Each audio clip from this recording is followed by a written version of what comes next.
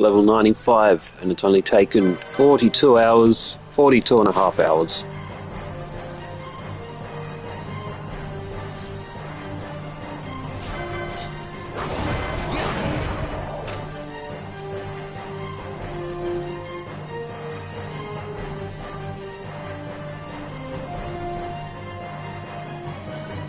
What's even madder is that I've actually done this before, but I did it on PS2, where I didn't have access to the 3 times speed. Can't remember exactly how long that took, but it was like, I think it might have been about 110, 120 hours, something like that. But it's a bit easier on the PS2 because you can actually get a bit stronger because you're not so restricted on the license board. The license board's really different on PS2.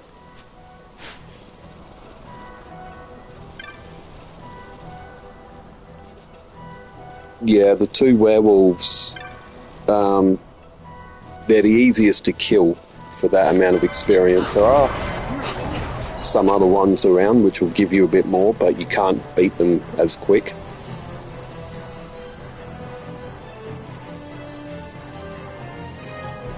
There's one enemy in the desert which is quicker, called Dustier, but you need to use the Phoenix Down to knock him out. Well, actually, I can just kick him now, but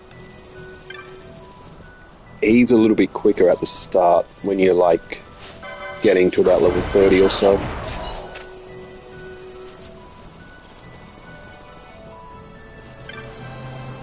But the 2 werewolves that I keep knocking off, they also drop those quality hides, so you can build up your gil as well. That's why I sort of picked them, because Final Fantasy XII is a very gil heavy game. Like, you need to buy and spend, like, you need to spend a lot of gil on this game, and it's not always very easy to come by. You need to grind quite often.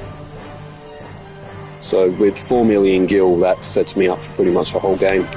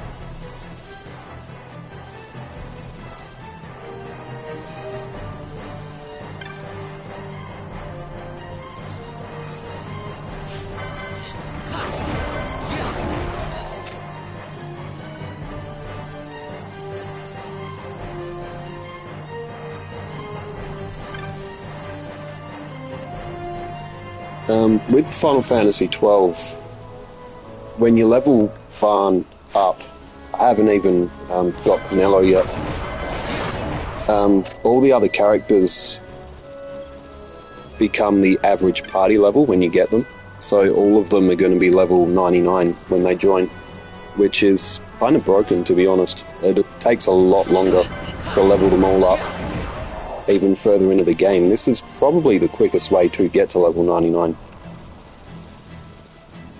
To be honest, is some of the when you battle with a party of 3, the EXP gets divided by 3, so that's 1200 for each werewolf. That becomes like 400 when you've got a team of 3, so it takes longer to level everyone up. So it's like I'm leveling all 6 characters up at the same time without getting that divide by 3 by the experience.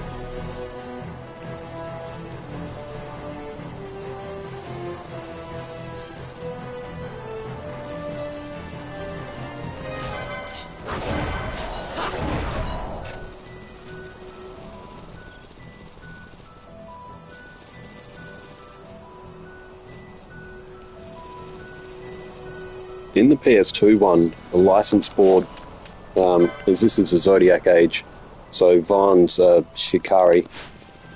But in the PS2 one, they didn't actually have that. The license board was just shared by everyone. So you could get Burning Bow and other like bows, so you could shoot down the dive talons in the desert. They actually level you up quicker, but in this one, Vaan's only got access to daggers because I could change the license board, but I don't want to. Vaan's can get daggers, and I think that might actually be it for his weapons. If I'm being honest, I think I actually prefer the PS2 license board, but I also can't play the PS2 version in 3 times speed, so PS5, well, PS4 technically, but the PS5 one will have to do, because I don't think I'll ever be able to play this game in normal speed ever again. Now that I can do this, it's just so much quicker. Also, on this one, Vaan runs really, really slow in real time. He did not run that slow on the PS2. Like, he is like snail pace on this. I don't know if it's something with the frame rate, but look, this is almost in slow motion.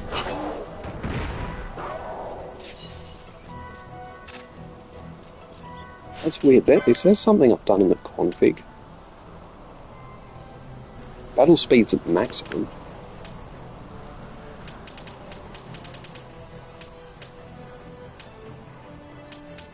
Active. I don't know if that's something to do with the frame rate or something, but Vaan shouldn't be running this slow, and it's almost like slow motion, so speed up.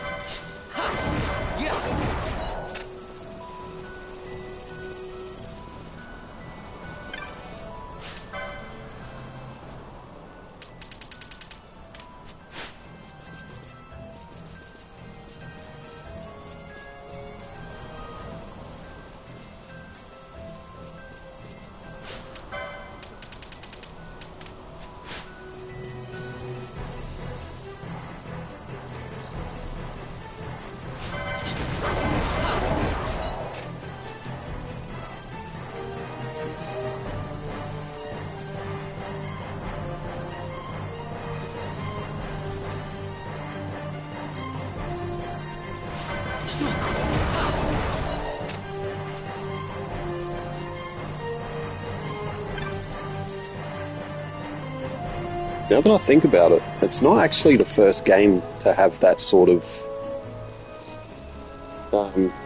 difference. GTA San Andreas, the PS2 version, when CJ's in the water and swimming, if you rapidly tap X, he can swim quite fast. But on the definitive edition for PS4 and PS5, CJ swims like snail pace throughout the whole. Even if you're rapidly tapping X, he will still swim really, really slow. And apparently it's something to do with frame rate. The PS2 and like the PS4 having such different capabilities. It's some sort of, I don't know if you'd really call it a glitch or an oversight, but I wonder if that's what's happening with Vaughn's speed on this game in real time as well. Something to do with frame rate.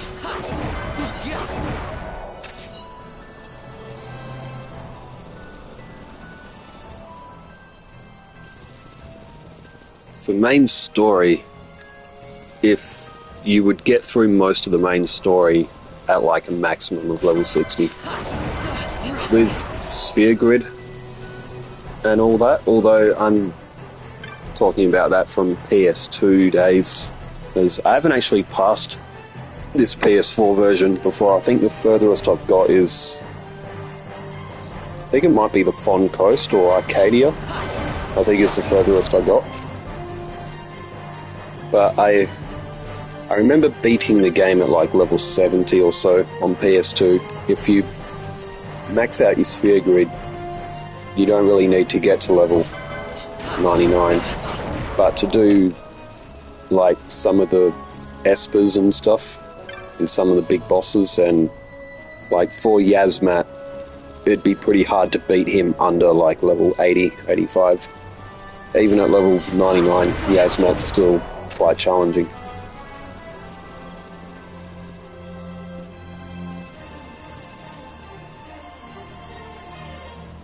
Actually, you know what?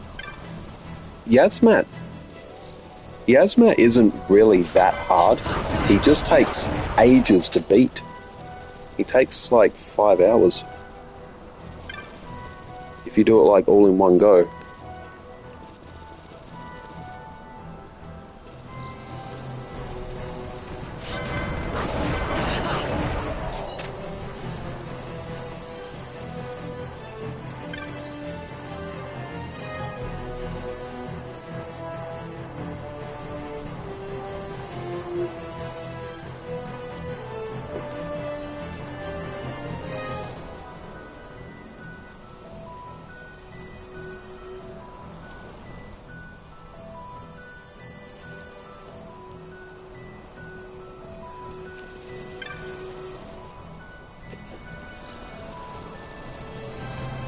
So like that, I reckon at like level 30, you would probably steamroll all the way through up to probably Mount Ber-Omasace or so. Nothing under level 30 is really going to give you much issue. Unless you go to like... Because you can go up to the Salika Wood and like the Necrohole of Nabudis and stuff. You can go up to them relatively early. On the PS2, you used to be able to get the Zodiac Spear from the Necrohole of Nabudis, and you could do it really early. But on this game, the Zodiac Spear doesn't appear there anymore. So there are a couple of differences from this one and the PS2 version, mainly weapon locations. Even this dagger, the Gladius, 56 power. That wasn't 56 power on the PS2, it was 45.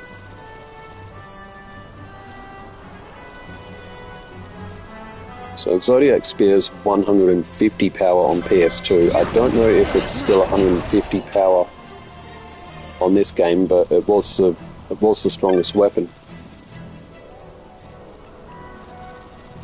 And it was a really odd way of getting it as well, because there's 4 treasure chests that you can't open. One of them is outside Dallin's house. Another one is in the treasury when you get your stuff back with Balthier after you go to Nalbina Dungeon and you run past that little room where you get all your equipment back. There's some treasure chests in there, and if you pick them up, you can't get the Zodiac Spear from that chest in the Necrohole of Nabudis. One was on the Fon Coast, and the other one was...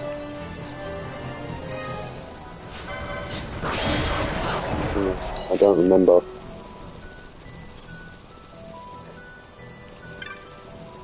Oh, actually, it might have been Palace Treasury in Rabanastre. It's been a long time since I played this on PS2, but I'll never be able to play this again on PS2. Same with Final Fantasy VIII. With the speed ups, it's just so much easier to play when you can speed the game up like 300%.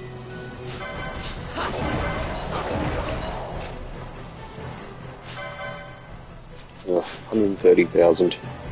It's when you hit the 90s doing this is where it really starts to get tedious, because Vaughn needs a lot of points to level up.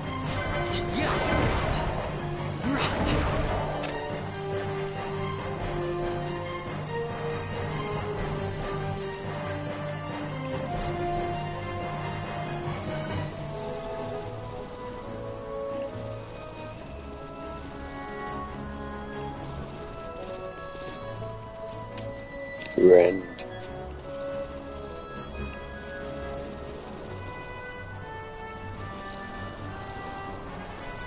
What Final Fantasy games have you played? Good.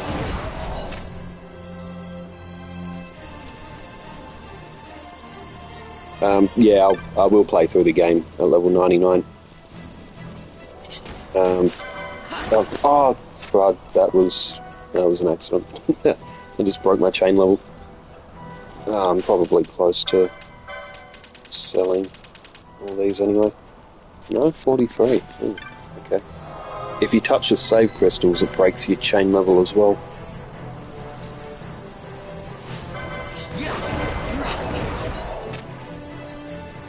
I'll be happy when I can unlock Penelo though, because I don't have access to the gambits yet, so I have to manually tell Vaughn to attack every time. You get the gambits after you unlock Penelo. The next part of the story is talking to Matsuya to get the Sunstone, where you got to run around and go to all the crystals, and then come back and find him. But he doesn't really do anything at this stage. Jin.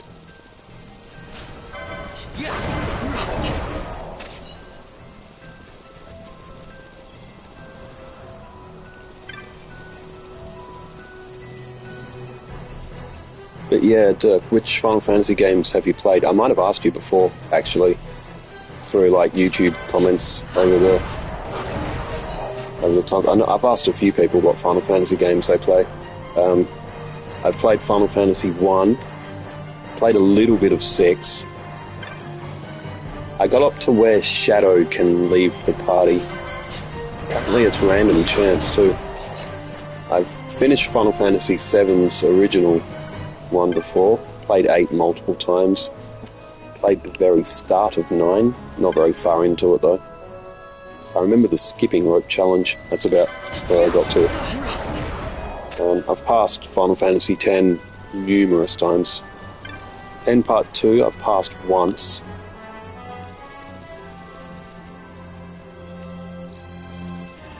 I've never played the online ones, 14 or 11. 12 I've passed maybe 2 or 3 times. I've never played 13 or any of the 13 series. I played the start of 16, put it down and then never played it again. I've been meaning to, and I haven't played 15.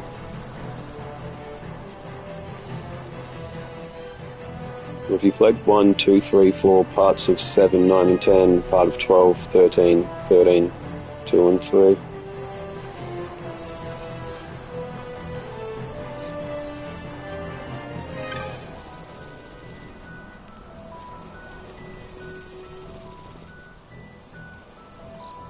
Oh, so you've never played 8. If you can get a copy of 8, highly recommend it. 8's a lot of fun. It's also a bit of a strange one, the way you power up in that game. You use what's called the junction system, and you junction magic onto your stats, and you have stock magic. You don't actually have MP in that game. So you can draw magic, and you will have like from 1 to 100 of the magic, like 100 being the maximum amount. So it's a bit of an odd game in terms of Final Fantasy, how magic's used in that game. But yeah, you junction magic onto stats, and that's how you power up. The only thing about the junction system in Final Fantasy VIII, though, it is so easy to break. I got to like 156 strength right at the start of the game, which is like you knock everything in one hit for like the whole game at that power. Good fun though. Absolutely steamrolling everything in the way. So Final Fantasy VIII is the first one I played. That's why I've played and passed it so many times.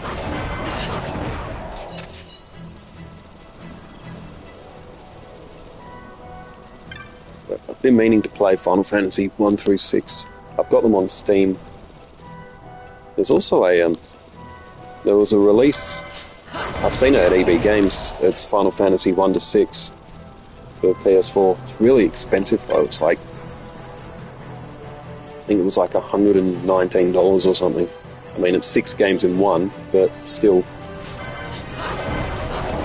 it's expensive. I've been wanting to play The Sims again as well. Because my hard drive crapped itself, I had to re-download all of my Steam games onto a new hard drive. I've recently finished reinstalling all the Sims.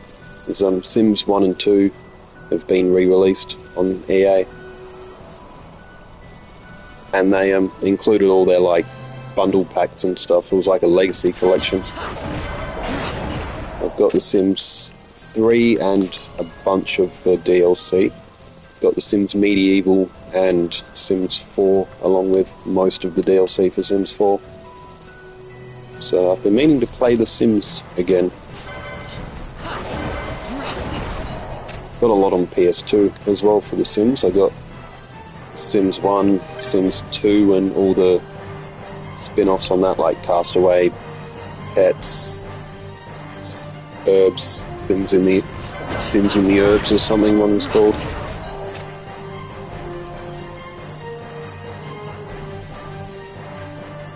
And Sims Bustin' Out as well. That was really fun. Out of all the Sims games, still to this day, I think Sims Bustin' Out is still my favourite.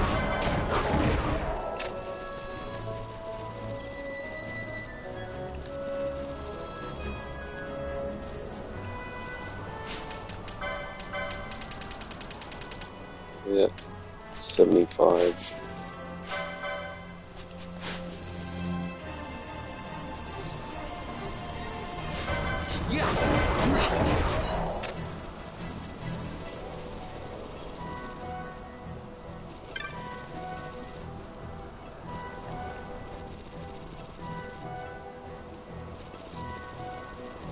Final Fantasy game which I do really want to play again is Final Fantasy Tactics, but it's very difficult to find.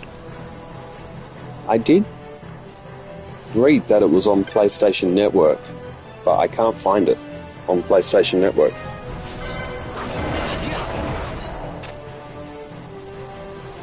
I don't know if it was actually released to like Europe and the US, because the only discs I've ever seen of Final Fantasy Tactics haven't been like PAL region discs. I actually found one, but the guy at the counter said this won't work. It's not a it won't work in a PS2 unless it's modded. And I've never had a good experience with a modded console. They've always broken after some use. I used to have a modded PS1 that crapped itself, wouldn't read discs. A friend of mine used to have a modded Xbox 360 that eventually crapped itself and wouldn't start. And same friend as well, I think, also had a modded PS2, and that also eventually they just stopped reading discs and stopped turning on. So I don't mod consoles anymore. Or if I'm going for retro consoles, I make sure they're not modded.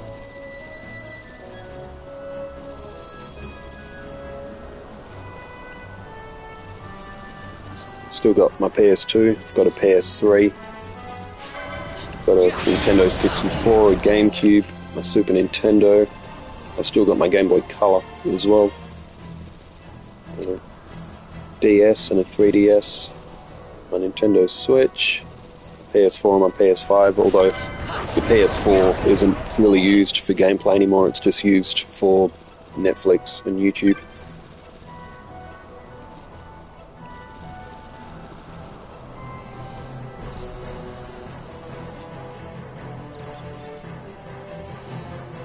So, Tactics, Tactic Advance, and Advance 2 were all great games. I still have my physical PS1 copy of Tactics. Was that? Was that a PAL disc or like a US release disc, or did you need a modded console to play that Tactics disc on PS1?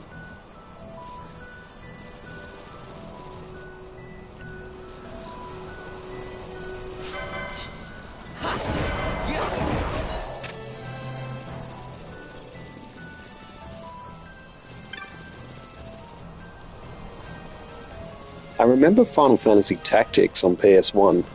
I remember that being really hard as well. I remember playing through maybe like the first 4 battles or so. Then the bomb monsters came in. Then I remember doing another battle where it was like sort of set in a village or something, and I just got absolutely smashed to bits. Like I couldn't pass it after that battle. Like I just got ripped to shreds. I was still kind of young when I played it though, so if I played it again today, I could probably figure it out. But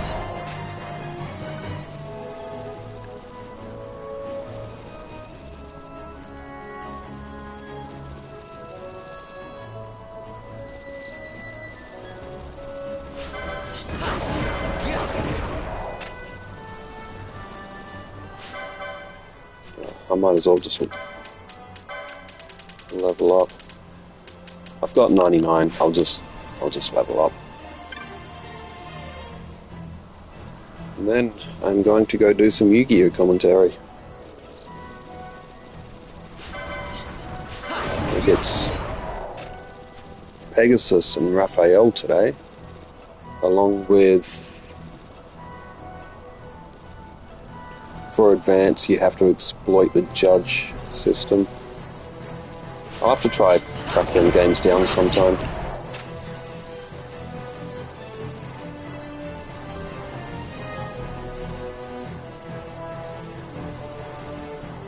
I believe Tactics is set in the same world as Final Fantasy XII. Final Fantasy XII's world is called Ivalice. I'm pretty sure Tactics was set in Ivalice as well, wasn't it?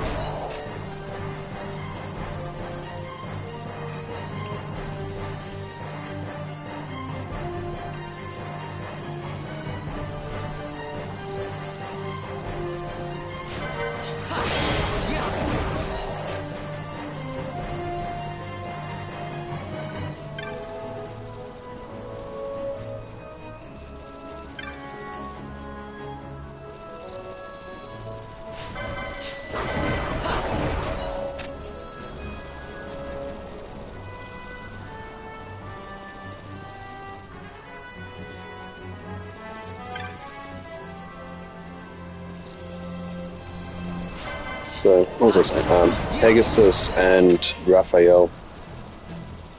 Here's the Yu-Gi-Oh comms today, plus we've built the original Yugi and Kaiba starter deck, so I'm going to do the commentary on the game that was recorded on that as well. We're gonna rebuild all of the old starter decks and then do the structure decks. It's just like another new series.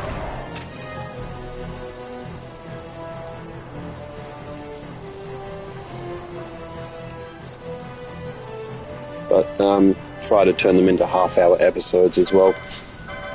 Kind of like review the decks as they're being played.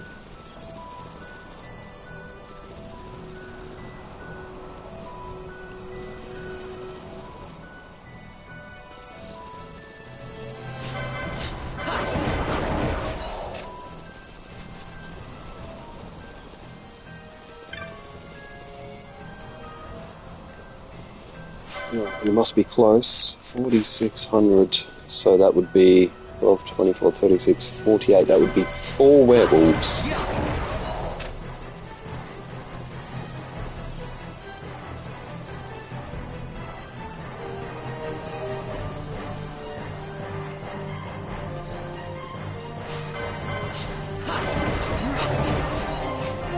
Ah, how much do we need? 477,000 plus.